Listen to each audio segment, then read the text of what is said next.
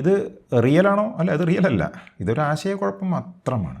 നമ്മുടെ മുന്നിൽ പരന്ന് കിടക്കുന്ന ഈ ലോകം നമ്മളെ പ്രലോഭിപ്പിച്ചു കൊണ്ടിരിക്കുകയാണ്. എന്തുകൊണ്ടാണ് ഈ ലോകം നമ്മളെ വശീകരിക്കുന്നത്? Why is it luring us? Problem എന്ന് വെച്ചാൽ മറ്റേ തോണിയിലാണ് ബാക്കി എല്ലാവരും ഉള്ളത്. നമ്മളും രൂപമാണ് എന്ന് നമ്മൾ വിശ്വസിക്കുന്നുണ്ട്. ആ രൂപത്തോടൊപ്പം നമ്മളില്ല. എവിടുന്നാണ് ഈഗോ പൊങ്ങി വന്നത്? From the self.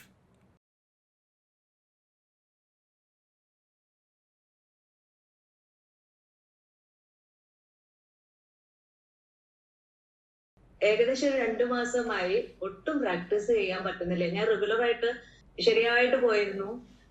24 മണിക്കൂറും മനസ്സിലുണ്ട് ഇരിക്കണം എന്ന്. പക്ഷെ പറ്റുന്നില്ല. തിരക്കുകള് കുറച്ച് സമയം കിട്ടുന്നുണ്ടെങ്കിൽ അത് റെസ്റ്റ് എടുക്കാൻ തോന്നുക. ഓരോരോ കാരണം കൊണ്ട്. അത് ബുദ്ധിമുട്ടുള്ള കാരണമല്ല, സന്തോഷമുള്ള കാരണമൊക്കെയാണ്. എപ്പോഴും വീട്ടില് ഗസ്റ്റ് വരിക, തിരക്കാവുക, ഓരോ സ്ഥലത്ത് പോകാനുണ്ടാവുക, അങ്ങനെയുള്ള പല കാരണങ്ങൾ കൊണ്ടാണെങ്കിലും ഈ ഒരു കാര്യത്തിന് സമയം മുന്നേ കിട്ടിയിരുന്നതാണ് ഇപ്പൊ കിട്ടാത്ത പോലെ. അത് എന്താണെന്നൊരു ശരിക്കും മനസ്സിലാവണില്ല. എന്റെ കുഴപ്പമാണോ, എനിക്ക് പറ്റാത്തത്, ഞാൻ മടിച്ചിരിക്കുന്നതാണോ, എന്താ ഒന്നും അറിയുന്നില്ല. ശരിക്കും ആത്മാർത്ഥമായിട്ടുള്ള ആഗ്രഹം ഉള്ളിലുണ്ട്, അങ്ങനെ ചെയ്തിട്ടുണ്ട്. പക്ഷെ ഇപ്പം അങ്ങനെയാണ് സ്ഥിതി ഇരിക്കുന്നത്. നമ്മൾ ഈ ലോകത്തോടൊപ്പം സഞ്ചരിക്കുമ്പോൾ നമുക്ക് വിചാരം മുറിഞ്ഞു പോകുന്നു. വിചാരം ചെയ്യുമ്പോൾ ലോകത്തോടൊപ്പം നമുക്ക് സഞ്ചരിക്കാൻ പറ്റുന്നില്ല. ഇതാണ് വിഷയം. അതാണ് ആശയക്കുഴപ്പം. അത് ശരിക്കും ഇത് റിയലാണോ? അല്ല, അത് റിയലല്ല. ഇതൊരു ആശയക്കുഴപ്പം മാത്രമാണ്. അങ്ങനെ പറയാനുള്ള കാരണം നമ്മൾ അൺറിയൽ വേൾഡിനോടൊപ്പം സഞ്ചരിക്കുന്നതിനെ പറ്റിയാണ് സംസാരിക്കുന്നത്. ആചാര്യന്മാർ അൺറിയൽ വേൾഡ് എന്ന് മുദ്ര കുത്തിയത് നമുക്ക് റിയൽ വേൾഡാണ്. ഇൻ്റലക്ച്വലായിട്ട് നമുക്കറിയാം. പക്ഷേ നമ്മുടെ ഒരു അടുപ്പം ഈ പറഞ്ഞതായ ഭൗതിക ലോകത്തോട് ഉണ്ടവിടെ, സ്ട്രോങ് ആയിട്ടുണ്ട്. ആ ഭൗതികതയോട് നമുക്ക് സ്ട്രോങ് ആയിട്ട് ഇഷ്ടം, താല്പര്യമുള്ള സമയത്ത് ഓട്ടോമാറ്റിക്കായിട്ട് ആശയക്കുഴപ്പം വരും. ഈ ലോകത്തിൻ്റെ ഒരു പ്രത്യേകത, നമ്മളിപ്പോൾ വിചാരമുള്ള പഠിക്കുന്നില്ലേ, ആത്മവിചാരം ചെയ്യാനാണ് മഹർഷി പറഞ്ഞിട്ടുള്ളത്. എന്ത് പ്രശ്നം ഉണ്ടെങ്കിലും ആത്മവിചാരം ചെയ്യാനാണ് പറയുന്നത്. ഏറ്റവും സ്ഥായിയായ സന്തോഷം എവിടെയാണ് ലഭിക്കുക എന്നൊക്കെ പറയുന്നുണ്ട്. പക്ഷേ പ്രോബ്ലം എന്താ വെച്ചാൽ നമ്മുടെ മുന്നിൽ പരന്ന് കിടക്കുന്ന ഈ ലോകമാണ് പ്രശ്നം. നമ്മുടെ മുന്നിൽ പരന്ന് കിടക്കുന്ന ഈ ലോകം നമ്മളെ പ്രലോഭിപ്പിച്ചു കൊണ്ടിരിക്കുകയാണ്. അപ്പോൾ ഈ പരന്ന് കിടക്കുന്ന ലോകത്തിൽ നിന്ന് നമ്മൾ എന്ത് വേണം? ഘട്ടം ഘട്ടമായി നമ്മൾ നമ്മുടെ ശ്രദ്ധയെ പിൻവലിച്ച് ആത്മാവിലേക്ക് തിരിക്കണം. അതാണ് ആത്മവിചാരം. എന്തുകൊണ്ടാണ് ഈ ലോകം നമ്മളെ വശീകരിക്കുന്നത്? Why is it luring us? അതിൽ എന്താണ് നമ്മൾ ലിയോർ ചെയ്യുന്നത് നോക്കണം. ലിയോർ ചെയ്യുന്നത് ശരിക്കും രൂപങ്ങളാണ്, ഫോംസാണ് നമ്മൾ ലിയോർ ചെയ്യുന്നത്, അല്ലേ? ഫോംസിന് അങ്ങനെ ഒരു കഴിവുണ്ട്. ഈ രൂപങ്ങളുടെ ആകൃതിയും നിറവുമൊക്കെയാണ് ശരിക്കും നമ്മളെ ലിയോർ ചെയ്യുന്നത്. അപ്പോൾ ഈ പുറമേയുള്ള രൂപങ്ങൾ, നാമങ്ങൾ നമ്മളെ പ്രലോഭിപ്പിക്കുമ്പോൾ നമ്മൾ ഒരു കാല് അവിടെ വെച്ചിട്ടുള്ളത്. ഒരു കാല് നമ്മുടെ തോണിയിലാണ്, വിചാരത്തിൻ്റെ തോണിയിലാണ്. മറ്റേ കാല് മറ്റേ തോണിയിലാണ്. പ്രോബ്ലം എന്ന് വെച്ചാൽ മറ്റേ തോണിയിലാണ് ബാക്കി എല്ലാവരും ഉള്ളത്. നമ്മുടെ ഈ തോണിയിൽ, ഈ കാലുള്ള തോണിയിൽ നമ്മൾ മാത്രമേ ഉള്ളൂ. ഇതുപോലെ പ്രോസസ്സിനൊക്കെ വരുമ്പോൾ, അല്ലെങ്കിൽ സത്സംഗനൊക്കെ വരുമ്പോൾ കുറച്ച് ആൾക്കാരുണ്ട്. അത് കഴിഞ്ഞാൽ വീണ്ടും അത് പോയി. പിന്നെ വീണ്ടും നമ്മൾ ആ തോണിയിലേക്കാണ് പോകുന്നത്. ആ തോണി കുറച്ച് സ്ട്രോങ് ആയിട്ട് എല്ലാവരും തുഴയുന്നുമുണ്ട്. നമുക്ക് അവിടെ നിന്ന് കാലെടുത്ത് മാറ്റിക്കഴിഞ്ഞാൽ പ്രശ്നങ്ങളൊന്നുമില്ല കേട്ടോ. പക്ഷെ പറ്റുന്നില്ല. ഇതാണ് വിഷയം. അപ്പോൾ എന്താ നമ്മളെ പ്രിവെൻറ്റ് ചെയ്യുന്നത്? Something is preventing us. അതിൽ നിന്ന് വരുന്ന ചോദ്യങ്ങളാണത്. രൂപങ്ങൾക്ക് നമ്മളെ വശീകരിക്കാൻ കഴിവുണ്ടെങ്കിൽ അതിനർത്ഥം നമ്മളും രൂപമാണ് എന്ന് നമ്മൾ വിശ്വസിക്കുന്നുണ്ട്.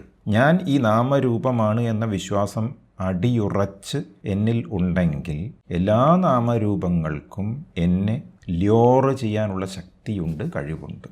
ഞാൻ എപ്പോഴാണ് അതിൽ നിന്നും എന്നെ ഡിറ്റാച്ച് ചെയ്യുന്നത്, ഞാൻ അതല്ല ഇതാണ് എന്ന് മനസ്സിൽ ഉറപ്പിക്കുന്നത് വിചാരത്തിലൂടെ, എന്ത് സംഭവിക്കും? ഈ രൂപം ആ വഴിക്ക് പോകണ്ടോ കേട്ടോ.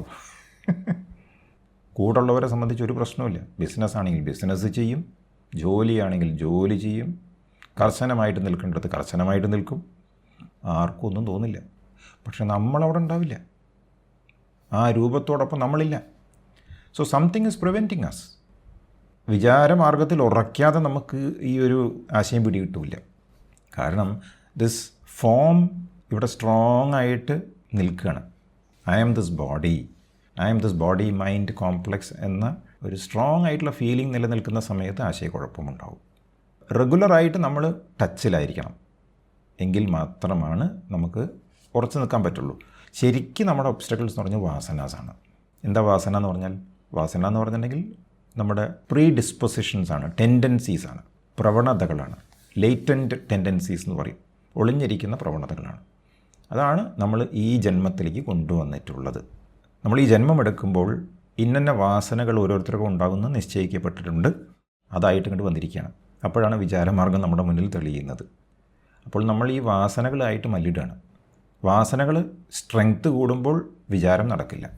വിചാരം സ്ട്രെങ്ത് കൂടുമ്പോൾ വാസനകൾ ഇവിടെ ജാഗ്രത്തിൽ വർക്കാവില്ല. അപ്പോൾ നമുക്ക് ഇതെല്ലാം ഉപേക്ഷിക്കാനുള്ള ഒരു ശക്തി വേണം. റിനൗൺസിയേഷൻ എന്ന് പറഞ്ഞാൽ അതാണല്ലോ. വൈരാഗ്യം നമ്മൾ പഠിച്ചു. അപ്പോൾ ആദ്യം വിവേകം കൃത്യമായിട്ട് വേണം.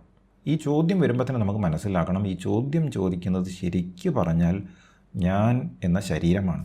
It is the ego that is putting up all these questions. തിരക്കുണ്ട് എന്ന് പറയുന്നതും, തിരക്ക് നന്നായിട്ടുണ്ട്, മടിയാണോ എന്നറിയില്ല, എപ്പോഴെങ്കിലും ഒഴിവ് കിട്ടുമ്പോൾ വിശ്രമിക്കാനാണ് തോന്നുന്നത്. ഒന്ന് ആലോചിച്ച് നോക്കൂ, ഏറ്റവും വലിയ വിശ്രമം ഏതാ? ഏറ്റവും വലിയ വിശ്രമം എന്ന് പറയുന്നത് സെൽഫിൽ ഉറച്ചു നിൽക്കുന്നതാണ്. അതാണ് വിശ്രമം. ബാക്കി എല്ലാ സമയത്തും നമ്മുടെ ഈഗോ ആടി ഉലയുന്നുണ്ട്. ശരിയായ റെസ്റ്റ് എന്ന് പറഞ്ഞാൽ, പീസ് എന്ന് പറഞ്ഞാൽ ഈഗോ റെസ്റ്റ് എടുക്കുന്ന സമയമാണ്. ഈഗോ എവിടെയാണ് റെസ്റ്റ് എടുക്കുക? ഈഗോ എവിടെ നിന്നാണോ എഴുന്നേറ്റത് അവിടെ തന്നെ കിടക്കണം. എവിടെ നിന്നാണോ ഈഗോ പൊങ്ങി വന്നത് അവിടേക്ക് തന്നെ സഞ്ചരിക്കണം. എവിടെ നിന്നാണ് ഈഗോ പൊങ്ങി വന്നത്? From the self. അതുകൊണ്ടാണ് നമ്മൾ വെൻസ് എം ഐ എന്ന് ചോദിക്കുന്നത്. എവിടെ നിന്നാണ് ഈ ഞാൻ വന്നത്? തീർച്ചയായും ഞാൻ വന്ന ഒരു പോയിൻ്റ് ഉണ്ട്. ഞാൻ എന്ന തോന്നൽ എനിക്ക് സ്ട്രോങ് ആയിട്ട് ഇപ്പോഴുണ്ടെങ്കിൽ അതാണ് ഐ എം ദ ബോഡി അല്ലേ. അതുണ്ടെങ്കിൽ it has reason from somewhere. അത് വെറുതെ വരില്ലല്ലോ. ഞാൻ ശരീരമല്ല എന്ന് നമുക്ക് ഉറപ്പായിട്ടറിയാം. ഞാൻ ശരീരമല്ല, ഞാൻ മനസ്സുമല്ല. നമുക്ക് ചിന്തിക്കാൻ പറ്റുന്നുണ്ട്, ചിന്തകൾ വേണമെങ്കിൽ നിർത്താൻ പറ്റുന്നുണ്ട്, ചിന്തകൾ കൊണ്ടുവരാൻ സാധിക്കുന്നുണ്ട്. അപ്പോൾ ഒരു ഞാൻ അവിടെയുണ്ട്. ഞാൻ മനസ്സല്ല, ഞാൻ ശരീരമല്ല. അപ്പോൾ ഈ പ്രോബ്ലംസ് എല്ലാം എക്സ്പീരിയൻസ് ചെയ്യുന്നത് ഞാൻ ശരീരമാണ്, ഞാൻ മനസ്സാണ് എന്ന് പറയുന്ന ഒരു ഇല്യൂസറി ഐഡൻറ്റിറ്റിയാണ്. സത്യമല്ലേ? അപ്പോൾ ഇല്യൂസറി ഐഡൻറ്റിറ്റിയാണ് ചോദിക്കുന്നത് ഞാൻ എന്താണ് ചെയ്യേണ്ടതെന്ന്. ഇല്യൂസറി ഐഡൻറ്റിറ്റിയെ നിലനിർത്തിക്കൊണ്ട് എന്ത് ചെയ്താലും പ്രോബ്ലം തന്നെയാണ്. ഗസ്റ്റ്സിന് വേണ്ടി നമ്മൾ എന്ത് ചെയ്താലും ചെയ്യാതിരുന്നാലും പ്രോബ്ലമാണ്. കാരണം ഈഗോ അവിടെ ഉണ്ട്. ഈഗോ സ്ട്രോങ് ആയിട്ട് നിലനിൽക്കുന്നുണ്ട്. നമുക്ക് വേണ്ടത് ഈ ചോദ്യകർത്താവിനെ ഇല്ലാതെയാക്കണം. അതിനാദ്യം വിവേകം വേണം. വിവേകം എന്താണ്? ഈ ചോദ്യം ചോദിക്കുന്നത് ശരിക്കുള്ള ഞാനല്ല, പക്ഷേ എന്നെ സംബന്ധിച്ച് സത്യമാണ്. അപ്പോൾ ഞാൻ അന്വേഷിക്കുകയാണ് എന്താണ്. അൺറിയൽ ഐ ആണ് ഈ ചോദ്യം ചോദിക്കുന്നത്. It is not the real I that is asking this question. ഇത് മനസ്സിലാക്കി കഴിഞ്ഞാൽ പിന്നെ നമുക്ക് സെക്കൻഡ് സ്റ്റെപ്പിലേക്ക് പോകാം. അതാണ് വൈരാഗ്യം. വൈരാഗ്യം എന്ന് പറഞ്ഞാൽ നമ്മൾ പിൻവലിയുകയാണ്. മനസ്സിനെ നമ്മൾ പിൻവലിക്കണം, ഇന്ദ്രിയങ്ങൾ നമ്മൾ പിൻവലിക്കണം. തീർച്ചയായും ഒരു വടംവലി ഉണ്ടാവും, ലൈക്സ് ആൻഡ് ഡിസ്ലൈക്സിൻ്റെ വടംവലി. അപ്പോൾ ആർക്കും ഒരു ബുദ്ധിമുട്ടില്ല. അത് നമുക്കും വിഷമം പാടില്ല, നമുക്ക് കൂടെ ഉള്ളവർക്കും ഒരു വിഷമം പാടില്ല. ആ രീതിയിൽ നമുക്കിത് ചെയ്യാൻ പറ്റണമെങ്കിൽ കിട്ടുന്ന സമയം, ബാക്കിയുള്ള സമയം നമ്മൾ വിചാരം ചെയ്താൽ മതി. ചെയ്യേണ്ട കർമ്മമൊക്കെ ചെയ്യേണ്ടത് രീതിയിൽ തന്നെ നമ്മൾ ചെയ്യുക.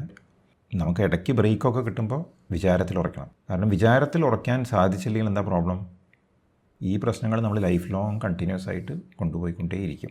ഈ ഒബ്സ്റ്റക്കിൾസ് ഇല്ലാതെയാക്കാൻ രമണ മഹർഷി എന്ന് പറയുന്നത് ടോക്സിൽ പറയുന്നുണ്ട്. എന്താ വേണ്ടത് അറിയോ? മനനവും നിധിധ്യാസനവും റെഗുലറായിട്ട് കണ്ടിന്യൂ ചെയ്യണമെന്ന്. മനന ആൻഡ് നിധിധ്യാസന. കാരണം സത്യം കൈവിട്ടു പോകും. ഡെയിലി നമുക്ക് ഇതായിട്ട് ടച്ച് ഇല്ല എന്നുണ്ടെങ്കിൽ വിഷമമാണ്.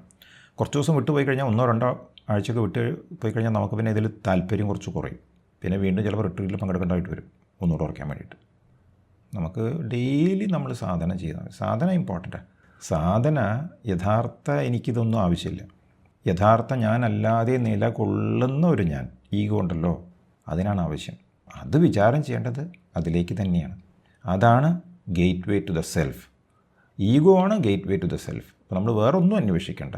നമ്മൾ ഈ സത്യം അറിഞ്ഞു കഴിഞ്ഞാൽ അതിലുറച്ച് നിന്നാൽ മതി. അപ്പോൾ എന്ത് സംഭവിക്കുന്നു അറിയോ?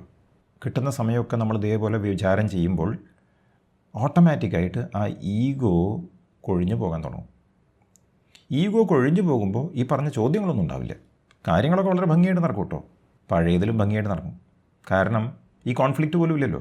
ഇപ്പോൾ എവിടേക്കോ നമ്മുടെ ഉള്ളിൽ ചെറിയ ഇൽ ഫീലിംഗ് ഉണ്ട്. കാരണം എനിക്ക് ചെയ്യാൻ പറ്റുന്നില്ല, പക്ഷേ എനിക്ക് എവിടെ എത്താൻ പറ്റുന്നില്ല എന്നുള്ള ഫീലിംഗ് ഒക്കെ ഉണ്ടാവും. ഈ റിട്രീറ്റ് ഒന്നും വരാത്ത ആൾക്കാർക്ക് ഒരു പ്രശ്നമില്ല. അവർ ഹാപ്പി ആയിട്ട് പോയിക്കൊണ്ടിരിക്കുന്നുണ്ട്. നമുക്കാ ഈ പ്രശ്നം. നോക്കൂ, പ്രശ്നം നമുക്കാ. റിയലൈസ്ഡ് ആയിട്ട് ആൾക്കാർക്ക് ഒരു പ്രശ്നമില്ല. റിയലൈസേഷൻ എന്താണ് എന്ന് പോലും അറിയാത്തവർക്കും ഒരു പ്രശ്നമില്ല. നമുക്കാണ് 2 തോണിയിൽ നമ്മൾ കാല് വെച്ചിട്ടുള്ളത്. നമുക്കായി പ്രശ്നമുള്ളൂ. പക്ഷെ അത് വലിയൊരു ഭാഗ്യമാണ്. കാരണം നമുക്കിതിൻ്റെ ഒരു സുഖം മനസ്സിലായിട്ടുണ്ട്. മറ്റവർക്കൊരു പ്രശ്നമില്ല എന്ന് പറഞ്ഞല്ലോ. റിയലൈസ്ഡ് ആയവർക്കൊരു പ്രശ്നമില്ല, അത് ക്ലിയർ. റിയലൈസ്ഡ് അല്ലാത്തവർക്കൊരു പ്രശ്നമില്ല എന്ന് പറഞ്ഞല്ലോ. എന്താ കാരണം വെച്ചാൽ അവർക്ക് ആ പ്രശ്നമാണ് അവരുടെ ജീവിതം. അവർക്കിതിൻ്റെ രുചി അറിഞ്ഞിട്ടില്ല. അപ്പോൾ അവരെന്നും മല്ലിടാണ്.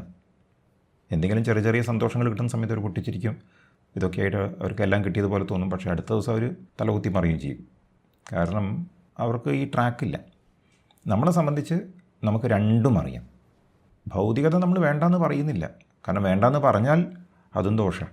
അത് പറയുന്നതും ഈഗോ ആണല്ലോ. അപ്പം നമ്മൾ അങ്ങനെയല്ല നെഗേറ്റ് ചെയ്യുന്നത്. ഇത് വേണ്ടാന്ന് പറഞ്ഞ് നെഗേറ്റ് ചെയ്യല്ല. നമ്മൾ നെഗേറ്റ് ചെയ്തത് സെൽഫിലേക്ക് ഇറങ്ങാൻ വേണ്ടിയിട്ടാണ്. ഭൗതികതയിൽ നമ്മൾ നിന്നുകൊണ്ട് തന്നെ ആത്മീയതയിലേക്ക് നമ്മൾ പോകും, ആത്മാവിലേക്ക് നമ്മൾ ചരിക്കും. അപ്പോൾ എന്ത് സംഭവിക്കും? ആ ഈഗോയുടെ സ്ട്രെങ്ത് കുറഞ്ഞു വരും. അപ്പോഴും ശരീരം ചെയ്യേണ്ട ജോലിയൊക്കെ ചെയ്യും, വളരെ ഭംഗിയെടുക്കും. കോൺഫ്ലിക്റ്റ് ഇല്ലല്ലോ. കോൺഫ്ലിക്റ്റ് ഇല്ലെങ്കിൽ ഗസ്റ്റ്സ് കൂടുതൽ ഹാപ്പിയാവും. നമ്മളുള്ളത് നമ്മുടെ സെൽഫിലാണ്. നമ്മുടെ സെൽഫ് എന്ന് പറഞ്ഞാൽ അവരുടെ സെൽഫല്ലേ. എന്തെങ്കിലും വ്യത്യാസമുണ്ടോ? ഒരു വ്യത്യാസവും. നമ്മൾ ശരിക്ക് പറഞ്ഞാൽ നമുക്ക് വേണ്ടിയിട്ടുള്ള ഒരു ജീവിതമല്ല ജീവിക്കുന്നത്. When we withdraw to our self, നമ്മൾ നമ്മുടെ കൂടെ ഉള്ളവർക്കും ഈ ലോകത്തിനും വേണ്ടിയിട്ടാണ് നമ്മൾ ജീവിക്കുന്നത്. കാരണം നമുക്കവിടെ ഒരു പ്രത്യേകമായൊരു ജീവിതം ഉണ്ടോ? ഇല്ല. എനിക്ക് പ്രത്യേകമായൊരു ജീവിതമുണ്ട് എന്ന് പറയുന്ന ആ ഒരു അസത് വസ്തു ഉണ്ടല്ലോ, ഈഗോ, അതില്ലല്ലോ. അതില്ലെങ്ങനെ പറയാൻ പറ്റുക? ഒരിക്കലും പറയാൻ പറ്റില്ല.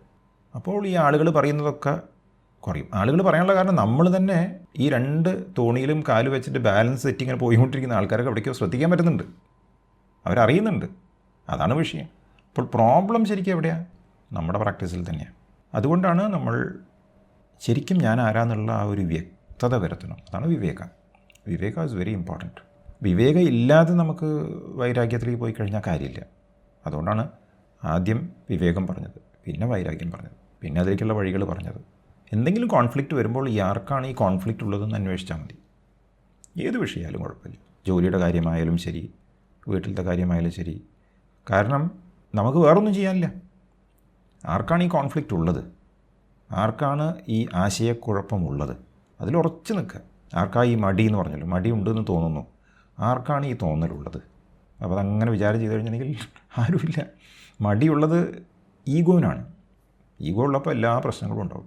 ഈഗോ എല്ലാ വഴി നോക്കും കേട്ടോ. വിചാരം ചെയ്യാതിരിക്കാനുള്ള എല്ലാ വഴികളും ഈഗോ കണ്ടെത്തും. കാരണം ഈഗോ ഇല്ലാതെ ആവുകയല്ലേ ചെയ്യുക വിചാരം ചെയ്യുമ്പോൾ. ഒരു കള്ളൻ പോലീസുകാരൻ്റെ വേഷം കെട്ടി തന്നെ പിടിക്കാൻ പോകുന്നതിന് തുല്യമാണ് എന്ന് പറഞ്ഞല്ലോ. അതാണ് ഈഗോൻ്റെ രീതി. അപ്പോൾ നമ്മൾ വിചാരത്തിലൂടെ അതിനെ ഇല്ലാതെയാക്കണം. അപ്പോൾ എല്ലാം ശരിയാവും.